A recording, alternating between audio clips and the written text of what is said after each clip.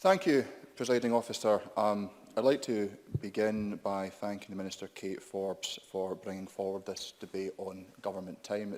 It's been a very informative and engaging series of exchanges this afternoon. And I would also like to recognise the work that Kate Forbes, as Minister, is putting into this area. There's rarely a day I don't see on my Twitter feed where Kate is engaged in one activity or another, promoting the government's work in this area. So it's great to see that this is such a central part of the government's thinking and strategy, and that we recognise both the opportunities and the challenges presented by AI. I was wondering today perhaps if artificial intelligence would have been useful, would have perhaps allowed AIs to deliver speeches to this chamber and allowed us to be doing what we're all currently actively thinking about, which is being out campaigning. But alas, we are here and contributing as we should be. There's been a number of threads to this debate, and I think there's sort of three I would like to touch on if time allows. One concerns work, and there has been a great deal of discussion around the potential for job displacement, and it is right that we consider what the implications of job displacement could mean.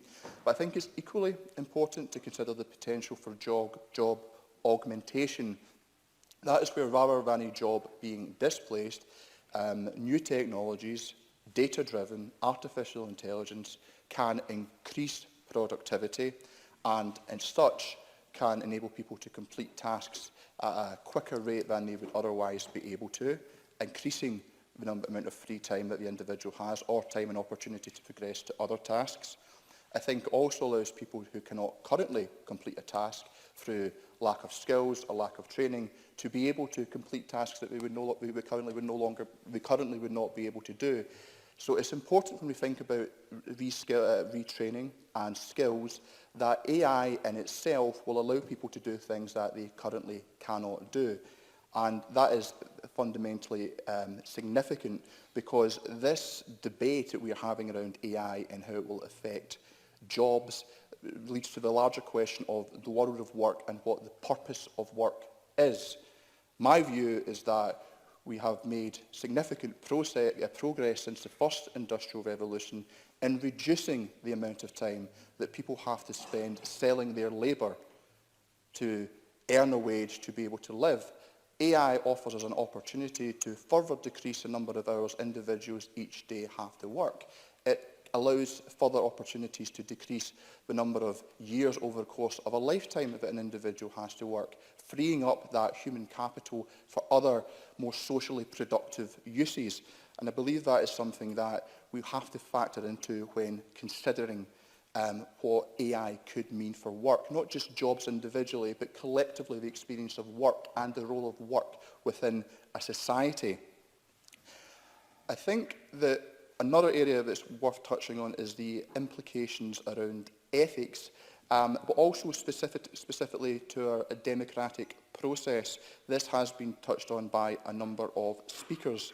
We are already aware of the potential of algorithmic learning to target and profile individual voters based upon their social media activity, their consumer activity online, and as such engage in very specific messaging.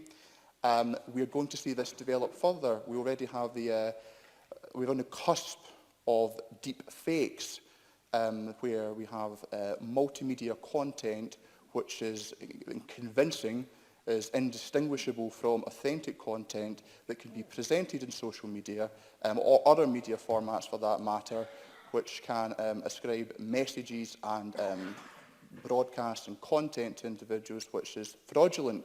This poses a genuine threat to our democratic process. So with regards to regulation, we have to have a robust set of regulations and rules in place to address that.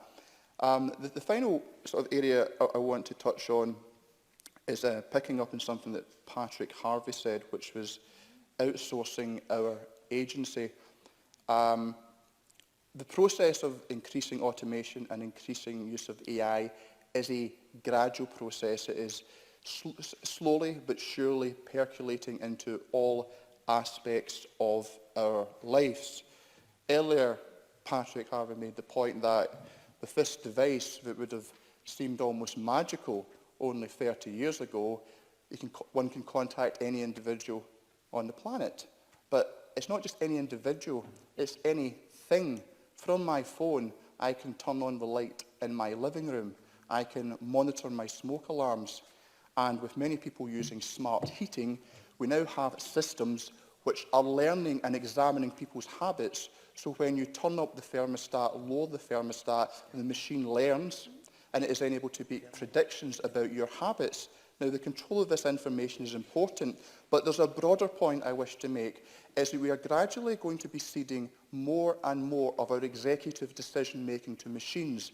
Driverless cars will be a watershed in that moment when we place our own personal safety and that of our families into the hands of a computer or into an artificial intelligence.